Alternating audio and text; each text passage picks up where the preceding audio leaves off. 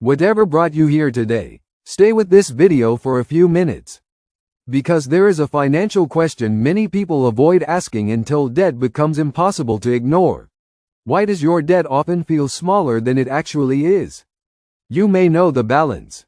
You may know the monthly payment. You may even be making every payment on time. Yet the total amount you owe can gradually become psychologically invisible. The debt does not disappear. Your mind simply learns to experience it as a series of smaller payments instead of one large obligation. This is the first debt illusion. The brain often feels the monthly payment, while the financial system records the total commitment. Suppose someone owes several lakh rupees across different loans, credit accounts, and installments. The individual payments may appear manageable when viewed separately. One payment feels ordinary, another feels temporary, a third is postponed mentally because the due date is still weeks away.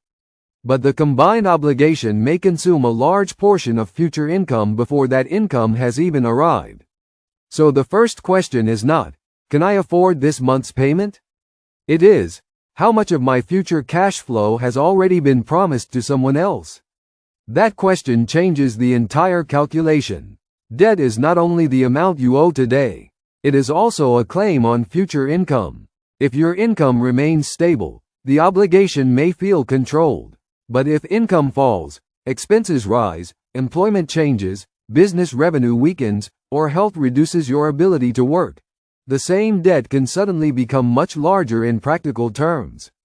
This is why debt can feel small during a period of financial stability and enormous during a period of uncertainty. The second illusion comes from minimum payments.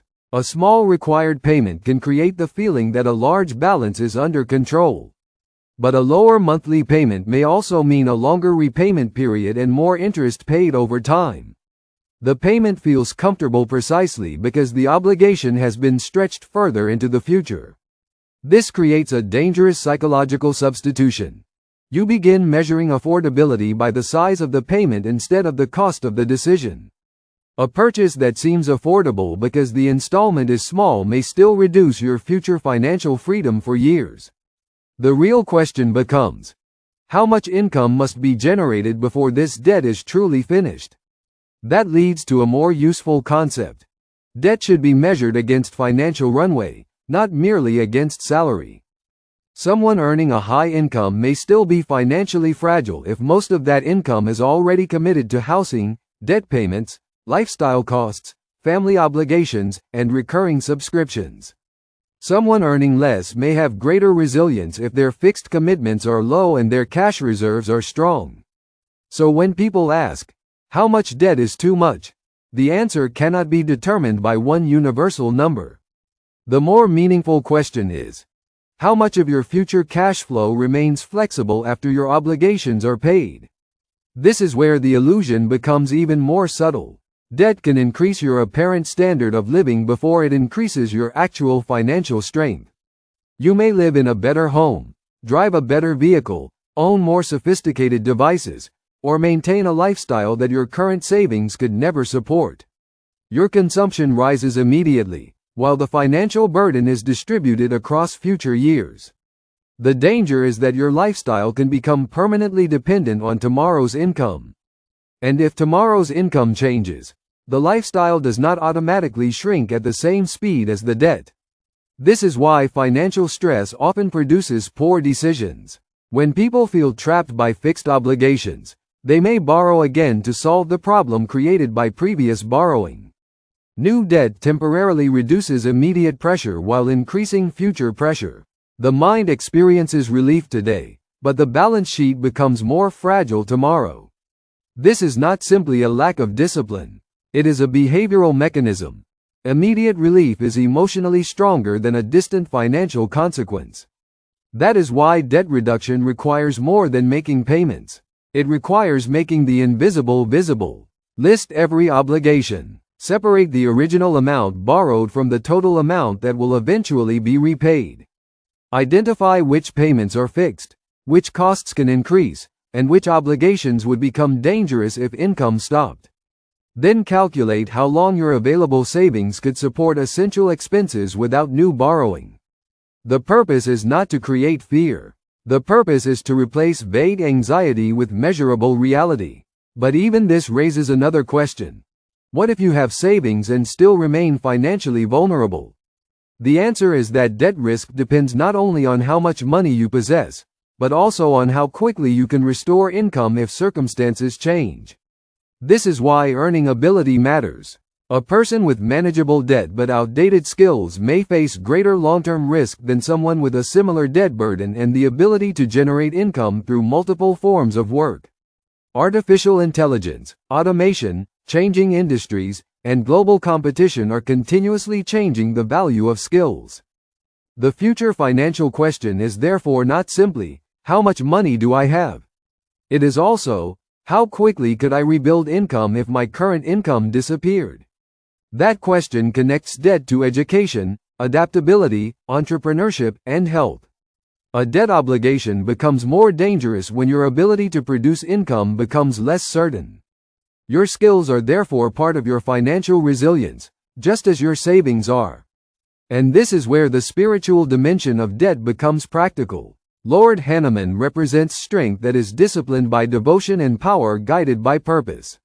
Applied to debt, that does not mean pretending that financial problems will disappear through positive thinking.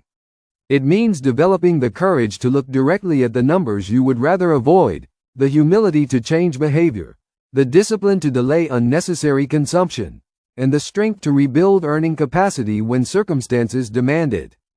Debt often grows in the space between what we want to believe and what the numbers actually say. Financial clarity begins when that space disappears. The deepest debt illusion is therefore not that people cannot calculate what they owe. It is that they calculate the debt in isolated pieces and fail to calculate the life it controls. A monthly payment may look small. A total obligation may be large. A high income may look secure. A fixed lifestyle may reveal fragility. A comfortable balance may hide years of future cash flow already committed. So the most important question is not simply, can I make the next payment? It is, after all my obligations are paid, how much freedom remains in my future? That is the real measure of debt. The solution is not necessarily to fear every form of borrowing. Productive borrowing, carefully evaluated, can sometimes support education, housing, or a business. But every debt should be examined through its total cost, its effect on future cash flow, its dependence on continued income, and the consequences if life does not follow the expected plan. When you see debt this way, gratitude also becomes more practical. Gratitude does not mean pretending that debt is harmless. It means recognizing the resources, income, skills, time, and opportunities that still exist, and using them responsibly instead of allowing consumption to permanently consume the future. And the strength associated with Lord Hanuman becomes meaningful precisely here, not as an escape from financial reality, but as the courage to face it without denial. Because your debt may feel smaller when you look only at the next payment. But your financial freedom becomes clearer when you ask how much of your future has already been promised.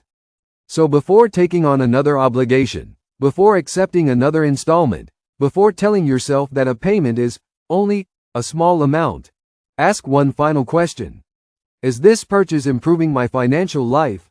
Or am I simply borrowing from a future version of myself who has not yet had the opportunity to say no? That question may reveal the debt illusion before the debt becomes your reality.